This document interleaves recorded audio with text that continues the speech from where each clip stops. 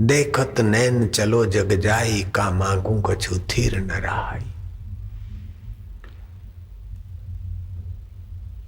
तो माया यस्य घटना अपठयसी यस्य सा माया, जो घटना अघटना में घटना दिखा दे और फिर घटना में अघटना दिखा दे, असत्य को सत्य दिखा दे और सत्य को छुपा दे, उसका नाम माया है। भगवान ईश्वर क्या है, जीव क्या है?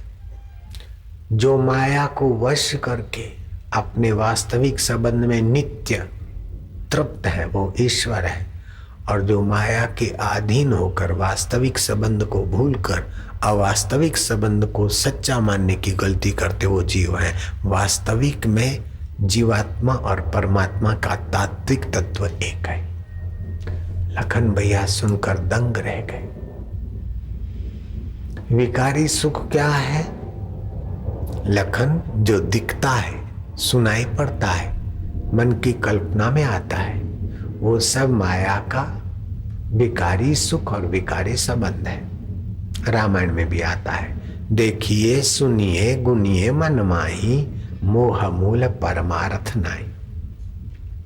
लेकिन जिससे देखा जाता है, सुना जाता है, सोचा जाता है, वो परमात्मा सत्ता का संबंध नित्य है और वह जीवात्मा का शुद्ध स्वाभाविक संबंध है। प्रभु जी, सुख क्या होता है, दुख क्या होता है? बोले मन के अनुकूल चीज वस्तु मिली तो सुखाकार वृत्ति पैदा हुई, और मैं सुखी हूं ऐसी अहंता होती तो बोलते सुख। मन के प्रतिकूल मन भावन घटना नहीं हुई, उसके विपरीत हुआ, दुखाकार भाव पैदा हुआ और मैं दुखी हूं ऐसी बेवकूफी मिला दी, उसको बोलते हैं दुख। तो दुखाकार भाव आते हैं, दुखाकार परिस्थितियां आती, लेकिन बेवकूफी ना हो तो दुख भी चला जाता है, सुख भी चला जाता है, लेकिन सुख दुख से ऊपर अपना परमात्मा पद झुकाते रहता है। लेकिन अज्ञान न आवृतम ज्ञानम तेन मोहंती जनतवा, अज्ञान से जिनका ज्ञान ढक गया और मोहित हो गए, ऐसे आदमी जरा जरा बात में दुखी, जरा जरा बात में सुखी होकर ये नश्वर सुख दुख में नाश को प्राप्त हो जाते हैं। आज इतवार है अक्टूबर मास का। अगले साल के इतवार में कितने दुख आए, कितने सुख आए, अभी दिखा सकते क्या? याद भी नहीं है, लेकिन उस समय सच्चे लग रहे थे। जो दिखे सो चालनहार, लपट रहो सो अंधा अंधार। यही मनुष्य के दुख का कारण है कि वास्तविक संबंध को स्वीकार नहीं करता और अवास्तविक संबंध को अवास्तविक नहीं मानता। अवास्तविक तो को वास्तविक मानने की बेवकूफी और वास्तविक को भूलने का दोष। जब भी भूलिया आपनू तभी होया खराब, गुरबाणी में आता है। जब भी तुम अपने वास्तविक संबंध को भूले तभी आप खराब। फिर कितनी माला घुमा लो, कितने हज कर लो, कितनी तीर्थ यात्रा कर लो, कितने मठ मंदिर में जाओ, लेकिन इस भूल को निकाले बिना दुखों का अंत नहीं होता, जन्म मरण का अंत नहीं होता। एक भूला दूजा भूला, भूला सब संसार, बिन भूला एक गोरखा जिसको गुरु का आधार। जो गुरु के ज्ञान का आधार का आश्रय लेते हैं वे वास्तविक तत्व को जान लेते।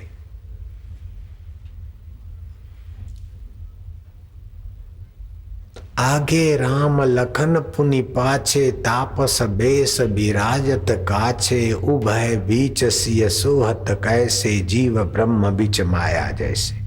तुलसीदास ने वर्णन किया। आगे आगे राम है और पीछे लखन है और बीच में सीता जी है। ऐसे ब्रह्म और जीवात्मा के बीच माया है।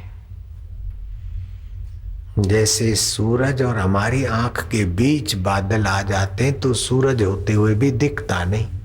ऐसा नहीं कि सूरज नहीं है उस समय, 10, 20, 50, 100 किलोमीटर पर तो धूप होती है, लेकिन हमारे आगे सूरज होते हुए नहीं दिखता।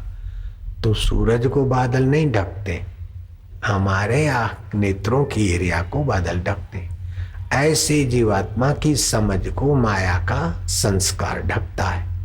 अगर सत्संग के द्वारा माया के संस्कार हटा दिए जाए तो जीवात्मा अपने परमात्मा पद को जान लेता है। जान लेता है तो क्या होता है? सतृप्तो भवति, वह तृप्त हो जाता है। स अमृतो भवति, अपने आत्म संबंध की अमृतता में अमृतमय हो जाता है। सतरति, वह तर जाता है, लोकांतरित। फिर खाएगा, पिएगा, लेगा, देगा, लेकिन समझेगा कि यह अनित्य संबंध है। एक बात आप सभी लोग सुन लेना ध्यान से, बड़ी काम की बात है। बड़े बड़े दुखों के समय आपको ये बात बड़ी मदद करेगी। संसार के सुख 3 प्रकार के हैं, अनित्य सुख 3 प्रकार के।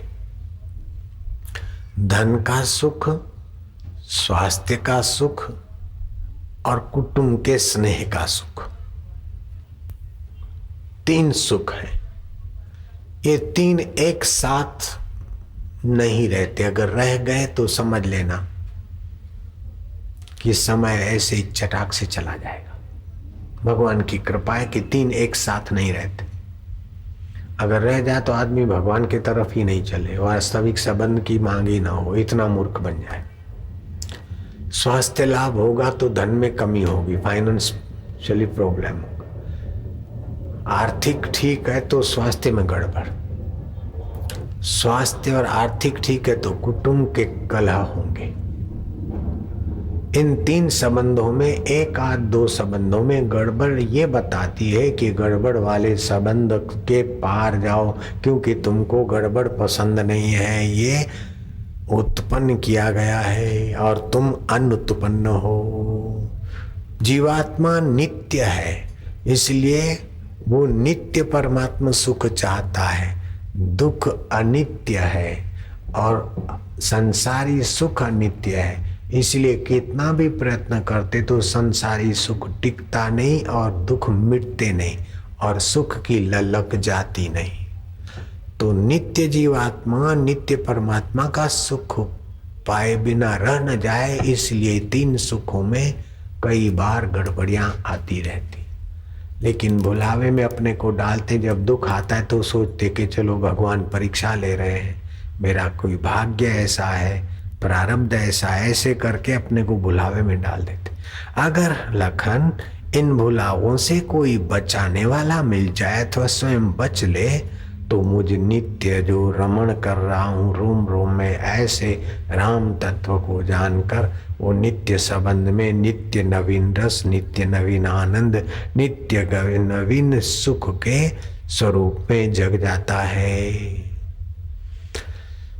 ये सारा सत्संग से जो लाभ होता है वो दुनिया की सारी चीजें मिलाकर उतना शाश्वत ज्ञान और सुख नहीं दे सकती जो सत्संग से मिलता है।